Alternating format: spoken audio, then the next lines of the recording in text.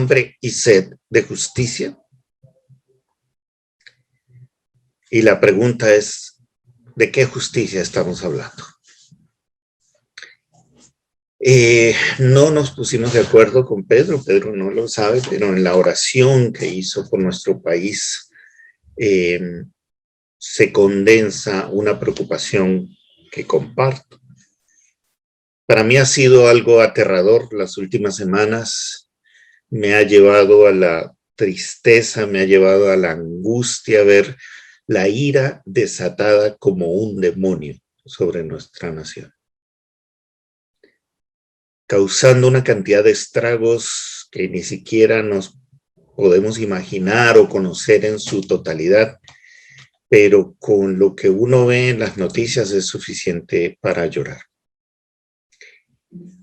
No pretendo dictaminar un juicio sobre el tema de las marchas y las protestas, si son justas o no son justas, etcétera, porque yo no soy quien para hacerlo. Cada quien tiene sus razones para hacerlo o para no hacerlo, y porque todo es muy individual, muy personal, la decisión de salir o no salir, protestar o no protestar o cómo hacerlo, y eso hay que respetarlo. También es respetable que cada persona, incluyéndonos nosotros, los creyentes, los cristianos, tengamos una posición política, sea de un tinte o de otro, y ese pero es enorme, inmenso.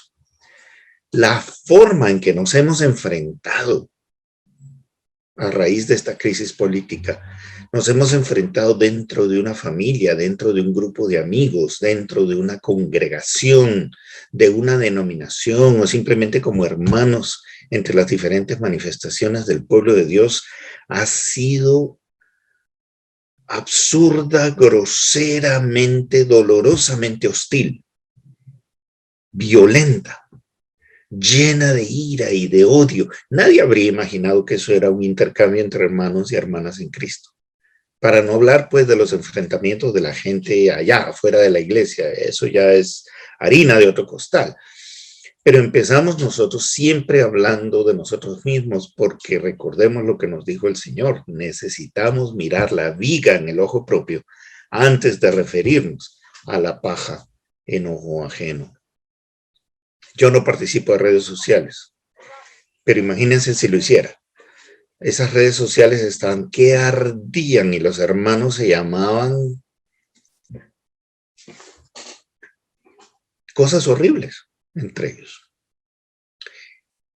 También debo confesar que yo no estoy libre de culpas, por lo que yo no voy a tirar ninguna primera piedra, ni la primera, ni la segunda, ni la centésima. Ya hay mucha piedra volando en las calles en Colombia y otras cosas peores.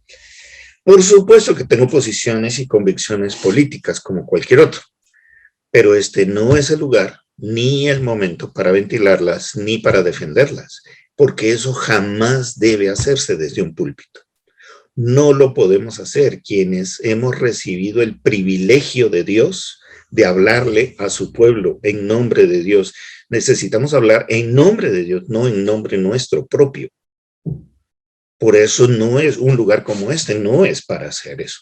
Yo tengo cosas más valiosas de las que hablar, cosas más valiosas que defender, verdades más altas que anunciar, mensajes más gloriosos que traer. Tengo un Dios más alto al que servir y no puedo dejar que mis convicciones, mis creencias, mis prejuicios, mis resentimientos o mis miedos ocupen su lugar o su palabra.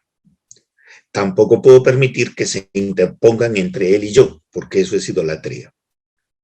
El primer y más grande pecado del cual quiero cuidarme de no cometer. Entonces le pregunto al Señor, ¿qué puedo decir en estas circunstancias? ¿Qué puedo traer a un grupo como este de siervos y siervas del Señor? Que no esté teñido, es decir, manchado de mí mismo. Y le pido que me hable a mí primero porque yo estoy hecho un ovillo, estoy enredado, estoy confundido, estoy desalentado, estoy avergonzado de la violencia de mis propios pensamientos. Y les voy a contar hoy lo que escuché. Y escuché 3 cosas. Señor muy homilético. Me dijo 3 cosas. La primera es, cálmate primero. La justicia es mía. Santiago 1, 19 y 20 dice: mis amados hermanos, todo hombre sea pronto para oír, tardo para hablar, tardo para irarse. Y ojo con el 20, porque la ira del hombre no obra la justicia de Dios. Isaías 64, 5 y 6. Saliste al encuentro del que con alegría hacía justicia, de los que se acordaban de ti en tus caminos. He aquí tú te enojaste porque pecamos. En los pecados hemos perseverado por largo tiempo. ¿Podremos acaso ser salvos? Si bien todos nosotros somos como suciedad, y todas nuestras justicias como trapo de inmundicia, y caímos todos nosotros como la hoja, y nuestras maldades nos llevaron como viento. Y el tercer texto que me trajo el Señor en Isaías 55, 5 al 8. Deje el impío su camino y el hombre inicuo sus pensamientos, y vuélvase a Jehová, el cual tendrá de él misericordia, y al Dios nuestro, el cual será amplio en perdonar. Porque mis pensamientos no son vuestros pensamientos, ni vuestros caminos mis caminos, dijo Jehová. Empecemos por reconocer, hermanos, que todos tenemos hambre y sed de justicia, pero no todos tenemos el mismo concepto de qué cosa es justicia, cómo luce, en qué consiste, cómo se logra o cuándo podemos decir que la hemos alcanzado. Tenemos esa necesidad de justicia en el alma porque fuimos creados a imagen y semejanza de Dios, y Él es un Dios de justicia, es un Dios justo. Queremos experimentar la justicia para nosotros y para los demás de la misma manera y por las mismas razones por las que queremos ser amados, queremos crecer, queremos explorar, anhelamos la paz, queremos sentirnos importantes, respetados, queremos conocer y darnos a conocer a otros, ser libres, todo eso porque somos imagen de un Dios que es así. Pero lo que nos diferencia a unos de otros es aquello que tenemos metido en la cabeza, lo que entendemos por justicia o por paz o por amor, de lo que vamos a hablar más adelante. Y aún más nos divide lo que creemos que hay que hacer para alcanzar la justicia. En resumen, y escuchen porque esto es importante, a los cristianos nos diferencian nuestras ideas. Nos diferencian lo que entendemos, nos diferencia lo que tenemos en la cabeza, lo propio de nosotros mismos. Eso nos distancia. Dios nos une, nosotros nos distanciamos. Eso nos hace débiles y por consiguiente nos dejamos envolver en diversas utopías humanas, desde las aparentemente racionales y sensatas hasta las más locas y descabelladas. Y terminamos endiosando lo que dice un señor u otro señor, pero no lo que dice el Señor. Y en realidad lo que eso refleja es que nuestra esperanza en las promesas de Dios es tan pobre, es tan patética, que las cambiamos por las probadamente mentirosas de ideologías y estructuras humanas de un tipo o de otro. Vamos a poner un ejemplo que puede parecer reduccionista, puede parecer una caricatura, pero que creo que nos puede ayudar para darle una mirada a las utopías extremas de derecha y de izquierda, tal como las entendemos, insisto, como las entendemos hoy en día. Por un lado tenemos a la derecha extrema, que expresa su hambre de justicia y de orden como una aversión al caos, una aversión a la anarquía. Y en su versión neoliberal más cruda quiere un pequeño estado policial que garantice que solamente las fuerzas del mercado determinen la vida y la muerte. Que solamente las fuerzas del mercado decidan quién come langosta en un yate y quién se muere de hambre, literalmente se muere de hambre tirado en un andén.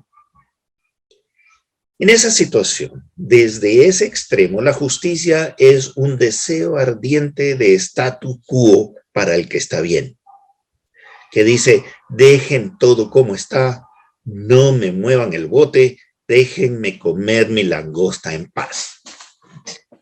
Y que para lograr eso, compra a quien sea, corrompe el sistema hasta que el olor a podrido se hace insoportable.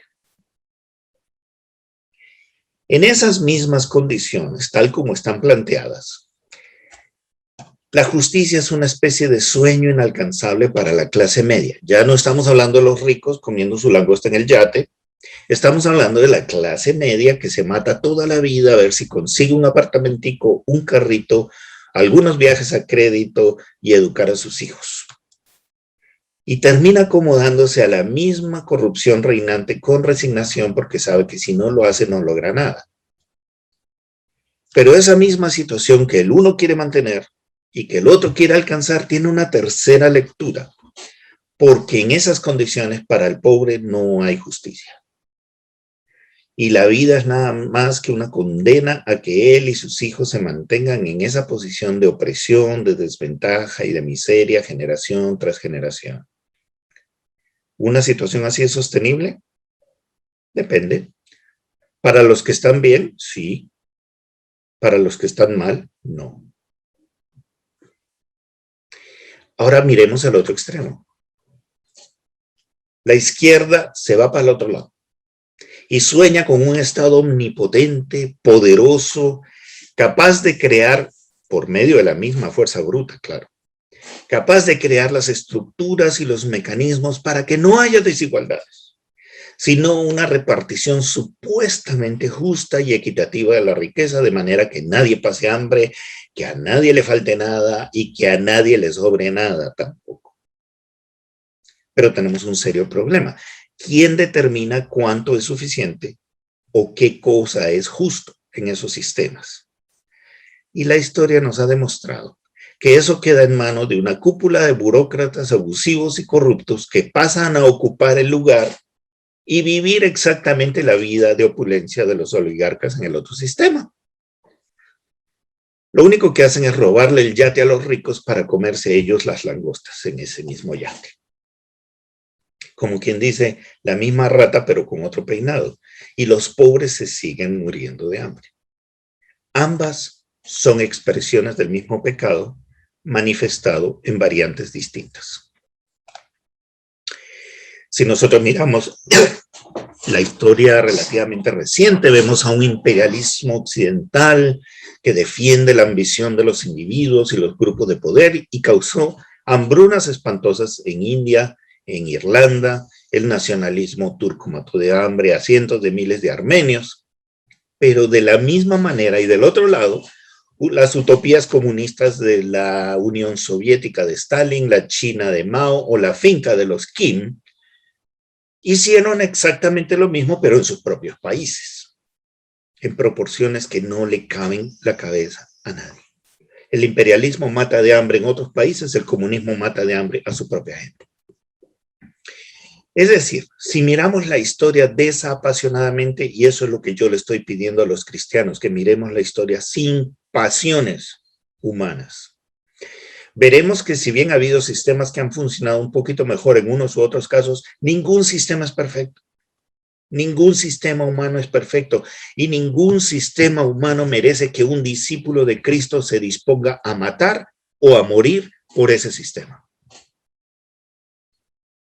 La justicia de Dios, la que es perfecta, a la que debemos apuntarle los que nos decimos ser hijos de Dios, no es la justicia humana. Y la ira de los hombres, lo que incluye a la tuya y a la mía, nunca va a alcanzar la justicia de Dios. Un cristiano no está llamado a lanzar papas bombas desde una barricada. No está llamado a lanzar insultos y a desacreditar a su hermano en las redes sociales. Pero un cristiano tampoco está llamado a pedir a los gritos que la fuerza pública agarre a plomo a todo aquel que le incomode. Jesús nos dijo que siempre íbamos a tener a los pobres alrededor, lo que de plano elimina esas utopías desmesuradas que juran que acabarán con la pobreza. Pero Jesús también nos dijo que nos cobraría caro si somos capaces de ver a una persona con hambre o desnuda y no hacemos nada al respecto para aliviar su sufrimiento. Entonces, hermanos, detengamos los gritos, los tweets, los posts, los tiquis y los toques un segundo y veamos y aceptemos que unos y otros, sea del lado en que estemos de acuerdo en que queremos justicia. Pero ahora pongámonos de acuerdo también en que ni tu justicia ni la mía representan necesariamente la justicia de Dios. Así como que ni tu ira ni la mía nos conducirán a esa verdadera justicia. ¿Qué te parece si también nos ponemos de acuerdo en ser hijos del mismo Padre? En vez de entregarnos a ser títeres, tontos útiles o carne de cañón de posiciones, de ideologías de hombres, de pronto bien intencionados, pero en cuyos corazones no reina el soberano de la creación. Hermanos, no nos conformemos a este siglo, con sus derechas y sus izquierdas. Roguemos más bien que el Señor nos transforme mediante la renovación de nuestro entendimiento desde su revelación en el nombre de Cristo y por el poder del Espíritu Santo, para que sea posible que vivamos sentados a la misma mesa y adorando al mismo Dios en medio de nuestras diferencias conceptuales y metodológicas. ¿Será que somos capaces de eso? Y ojo, no estoy diciendo que desechemos las derechas y las izquierdas porque somos neutrales. No somos neutrales. El que no está conmigo está contra mí. El que conmigo no recoge desparrama, dijo Jesús. Y es la búsqueda del reino de Dios y su justicia a la que estamos llamados. Ahí no hay neutralidad posible. Eso en cuanto al tema de la justicia. Pero la segunda cosa que me llamó la atención el Señor cuando le pregunté, bueno, ¿de qué hablamos en estos días? Es la paz. Y la segunda cosa que me dijo es, la venganza es mía. Tú recibe mi paz. Juan 14:27 nos dice, la paz os dejo, mi paz os doy. Yo no os la doy como el mundo la da. No se turbe vuestro corazón ni tenga miedo. Filipenses 4:7 dice, y la paz de Dios que sobrepasa todo entendimiento guardará vuestros pensamientos y vuestros corazones en Cristo Jesús. Efesios 5:20, así que somos embajadores en nombre de Cristo, como si Dios rogase por medio de nosotros. Os rogamos en nombre de Cristo, reconciliados con Dios. Y Romanos 12, del 18 al 19, nos dice, si es posible, en cuanto dependa de vosotros, estad en paz con todos los hombres. No os venguéis vosotros mismos, amados míos, sino dejad lugar a la ira de Dios, porque escrito está, mía es la venganza, yo pagaré, dice el Señor. Mirando estos textos, tenemos que aceptar que así como estamos diseñados y estamos hechos para anhelar la justicia, también necesitamos la paz, como si fuera el aire que respiramos. Y otra vez, nuestro principal problema es qué entendemos por paz. Y en el mundo hay diferentes visiones al respecto. Para unos, la paz consiste simplemente en que los dejen gozar de sus privilegios en paz. No me tapen las calles porque entonces no puedo llegar al club. No puedo vivir tranquilo. Pero eso significa que para otros esa es la paz, pero del cementerio. Para unos la paz es la ausencia de conflictos. Así haya que negar esos conflictos, esconderlos o maquillarlos para que no se vean, para que no huelan, hasta que es demasiado tarde y todo explota. Otros buscan la paz revolviéndolo todo una y otra vez, incendiándolo todo, poniendo todos patas arriba, destruyendo hasta las raíces y si es necesario matando, lo que parece ser que siempre es necesario. Y tratan así de construir desde cero una supuesta y nunca alcanzable utopía. Y en todo caso, la paz termina siendo solo una manifestación engañosa de conflicto, porque siempre nos pone a unos contra otros. Esa es la paz del mundo. Yo no os la doy como el mundo la da. Esa es la paz del mundo, la paz del conflicto. Para hacer las cosas todavía más difíciles de entender, viene el príncipe de paz y nos dice que nos deja su paz, pero que ella no es como la da el mundo, y también nos dice que no ha venido a traer paz, sino espada. Y con expresión del mismo fenómeno de padre contra hijo, hermano contra hermano, y por si eso fuera poco, para quienes nos unimos a Cristo, nos asegura que seremos perseguidos, entregados a los tribunales por nuestros propios parientes, acusados injustamente, apresados, torturados y ejecutados porque el mundo nos aborrecerá. Entonces, ¿puede alguien explicarme de qué paz estamos hablando? Romanos 5 empieza diciéndonos que por la justificación por la fe tenemos paz para con Dios. Y por lo menos algo va quedando claro, y eso es bueno. Nuestra paz es para con Dios. Esa paz está asegurada, garantizada, esa no la mueve nadie. Pero un par de versos más abajo nos dice que eso nos permite gloriarnos en las tribulaciones, y ahí está nuestro primer escollo. Nosotros los cristianos nos hemos creído el cuento de hadas, que por ser creyentes siempre estaremos tranquilitos sin que pase nada. Pero eso no es lo que significa la paz de Dios. Hay ocasiones, épocas en las que sí, gozamos del bien y de la prosperidad de la tierra por la gracia de Dios, pero hay ocasiones en que la pérdida de la tranquilidad no significa la pérdida de la paz para con Dios. Jeremías 29:11 es un verso muy repetido. Dios tiene planes de paz para su pueblo. Aleluya, qué maravilla.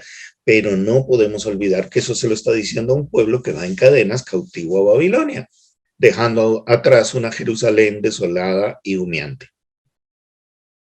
Pero yo tengo planes de paz para vosotros, dice el Señor. Y para coronar, Efesios nos asegura que la paz de Dios sobrepasa todo entendimiento, o sea que no la entiende nadie. Entonces, ¿qué hacemos con la paz? Podemos empezar reconociendo que la paz, al igual que la justicia, le pertenece a Dios. Él la da, solo Él la entiende. Cristo es el soberano, el príncipe de paz. Él es su dueño y su administrador. La paz no nos pertenece a nosotros. Nosotros no la podemos crear, otorgar, no la podemos manipular, perratear, no la podemos moldear según nuestros propios deseos o conveniencias, como sí lo hacemos con nuestras pobres imitaciones humanas de paz. En segundo lugar, la justificación nos da una paz para con Dios, entre Él y cada creyente. Gracias al sacrificio de Cristo en la cruz, ya no hay deudas pendientes, no hay conflicto, no hay distancia. Por su pura gracia, Él está en paz. Él declara que está en paz con cada uno de los hombres y de las mujeres que están unidos a Cristo por la fe. Y es desde esa condición que nos convertimos en embajadores del ministerio de la reconciliación, para que la humanidad se reconcilie con ese Dios al que aborrece, contra el que lucha o en el que en el mejor de los casos ignora y sin el cual nunca tendrá paz. Para terminar con esto de la paz, recuerden lo que dice Romanos 12:18, hasta donde sea posible y mientras dependa de ustedes, estad en paz con todos. Y eso me hace pensar que esa paz no siempre será posible, pero sí debe depender de nosotros. No siempre será posible porque el mundo nos declarará enemigos si no nos acomodamos a él, nos aborrecerá y nos perseguirá. Ahí no habrá paz. Sin embargo, también significa que nosotros no debemos iniciar ninguna guerra y probablemente nuestra única posibilidad cuando ella se declare es la de poner los muertos. No las balas, pero sí los muertos. Claro que podemos y debemos señalar y denunciar el pecado y las injusticias, pero eso es muy diferente de atacar instituciones o personas y mucho menos atacar a otros hermanos en Cristo. Pero tristemente hoy vemos que nuestras redes sociales destilan un odio, una animadversión increíbles entre cristianos o supuestos cristianos, debatiendo una u otra posición política o ideológica. ¿Por qué? Fácil, porque hemos dejado de lado todas las aristas bíblicas de la paz y nos vamos por donde no debemos irnos. adoptamos la definición de paz que otros nos dan, nos apropiamos de lo que no es nuestro, la paz de Dios. Creemos que entendemos a la perfección lo que sobrepasa todo entendimiento y lo entregamos todo por construir una esquiva paz humana, sin recordar que la historia de siempre es que el mundo usa a esa parte de la iglesia que se le arrima hasta que ya no le sirve y la escupe, la echa fuera, la quema como si fuera un rastrojo.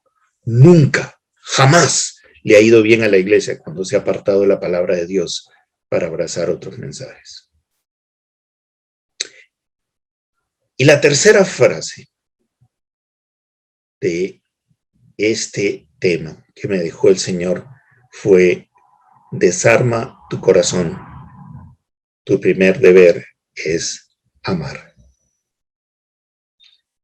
Mateo 22, 37 al 39 es muy conocido. Jesús le dijo: amarás al Señor tu Dios con todo tu corazón y con toda tu alma y con toda tu mente. Este es el primero y grande mandamiento.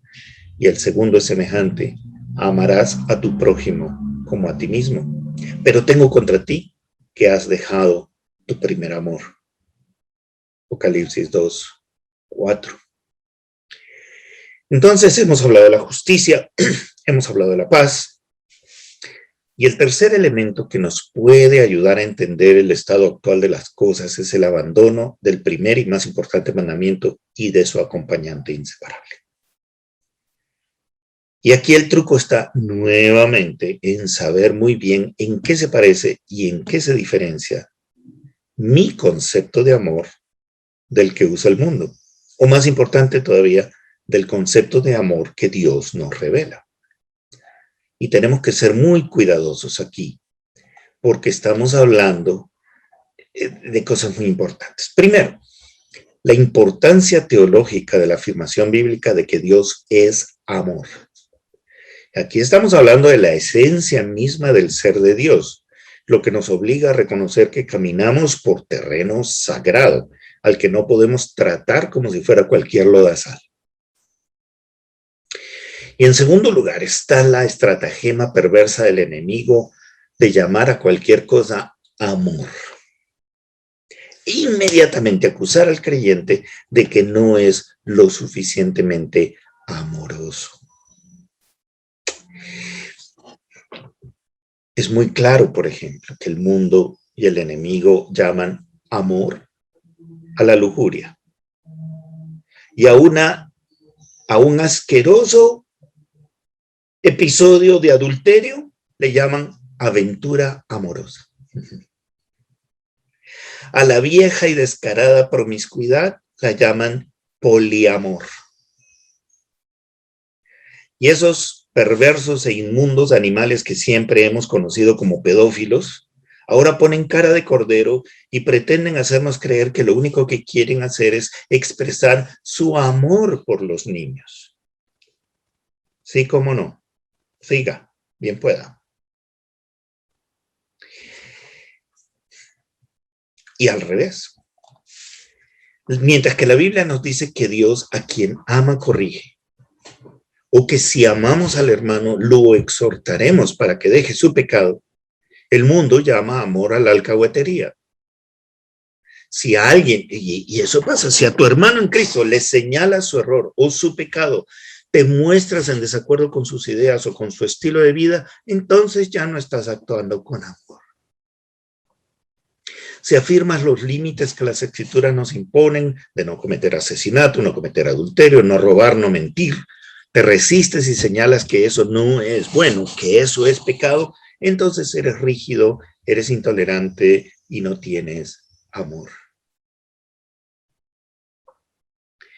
Y el terrible pecado que para nosotros nos pone casi una marca en la frente, una marca de muerte, es que si llegas a afirmar que no hay otro Salvador sino Jesucristo, que nadie viene al Padre si no es por Él, no tienes amor porque eres excluyente, ofendes a los que creen y practican otras cosas, y tu proclamación del Evangelio termina siendo calificada como discurso de odio. Y la verdad está de otro lado. Si por proclamar el Evangelio, la unicidad y la supremacía de Cristo, eso nos llegara a costar la vida, A mí me viene a la cabeza un verso como Juan. Nadie tiene mayor amor que este, que uno ponga su vida por sus amigos. Ese que le dice, y ese pastor, ese predicador, ese lobo con piel de oveja que le dice a los pecadores que frescos, que tranquilos, que sigan pecando sin problemas, que Dios los ama como sea, no busca, sino que esas ovejas lo amen a él. Busca hacerse popular entre las personas. Este es uno de esos falsos ministros que en 2 Timoteo 3:2 se le llama amadores de sí mismos, que vendrán a hacer pedazos al rebaño con su enseñanza envenenada. Pero mejor no digo nada más porque me van a decir que estoy destilando odio. En resumen, mis hermanos, una vez más, no nos conformemos a este siglo. Teorías, ideologías, causas, hay muchas, pero ni una sola de ellas representa la esencia y la voluntad de Dios tan completamente como para justificar una guerra santa. Entre comillas, guerra santa. Si lo que veo y oigo a mi alrededor me enfurece y me provoca hacerle daño a alguien más, como me ha pasado a mí cuando escucho que un bebé muere en una ambulancia porque un infeliz en una barricada no lo quiere dejar pasar. Quien se enfurece, la indignación es justa, pero el odio y las ganas de que alguien le corte la cabeza al tipo que hace ese, viene de mi viejo hombre. El viejo hombre que necesita ser mortificado, necesita ser crucificado. Esa es la voz de mi carne. No es la voz de Dios que nos dice claramente que no tenemos lucha contra carne ni sangre, y eso incluye a todos los seres humanos. Puede ser que el tamaño de la maldad o de la sevicia del malo nos provoque coger un palo y romperle la cabeza o algo peor, pero ese no es nuestro llamado, no es nuestro lugar. Terminamos robándole a Dios la venganza que solo a Él le pertenece. El mismo Jesús en Getsemaní le mandó a Pedro guardar su espada y le pegó la oreja al siervo del sacerdote. Y por eso es que nosotros no estamos llamados a desenvainar nuestra espada contra otra persona, mucho menos contra un hermano, a quien solo por llamarlo fatuo o necio o cualquier otro insulto nos hace culpables de homicidio. Y yo sé muy bien que no es fácil. Quienes me conocen bien saben que soy el peor de los pecadores en este sentido. Y si no lo digo, estaría pecando de hipócrita. Pero sé muy bien que mis actitudes y mis reacciones son expresiones de mi pecado. No me orgullece, lucho contra él, trato de crecer en esta área de mi vida. Y por último, mi desobediencia no quita que la verdad revelada de Dios sea verdad. Y termino con una pregunta. El mundo se está haciendo pedazos a nuestro alrededor. Dolorosamente las familias se están partiendo a la mitad por sus diferencias políticas. El país está ardiendo, la gente actúa con rabia infinita, las redes sociales son intransitables por la polarización belicosa que se exhibe en todos sus rincones y la pregunta es, ¿podemos los cristianos ser diferentes? Poniéndolo de otra manera, podemos proclamar y vivir algo diferente a los que vociferan los del partido A o los del partido B. Porque si la respuesta a esas preguntas es no, entonces apague y vámonos, porque no servimos para nada más que para deshonrar a aquel que nos llamó. No somos sus discípulos, no podemos ser sus embajadores, solo serviremos para ser pisoteados en cualquier calle, quemados en el muladar. Cada quien va a tener que responder como individuo, pero la iglesia como cuerpo de Cristo también tiene que responder. Y recuerden que si nosotros callamos, las piedras hablarán. Voy a terminar leyéndoles 2 versículos en el capítulo 13 de Hebreos como una bendición final, que espero que sea la que se nos meta en los huesos cuando pensemos en estas cosas. El Dios de paz que resucitó de los muertos a nuestro Señor Jesucristo, el gran pastor de las ovejas por la sangre del pacto eterno, os haga aptos en toda obra buena, para que hagáis su voluntad, haciendo Él en vosotros lo que es agradable delante de Él por Jesucristo, al cual sea la gloria por los siglos de los siglos. Amén. Señor, líbranos de las esclavitudes de las ideas humanas. Nuestros pensamientos no son tus pensamientos. Nuestros caminos no son tus caminos. Libra a la iglesia tuya, ganada por tu sangre, de convertirse en tontos útiles, de caudillos humanos. Tus ovejas conocen tu voz y te siguen a ti.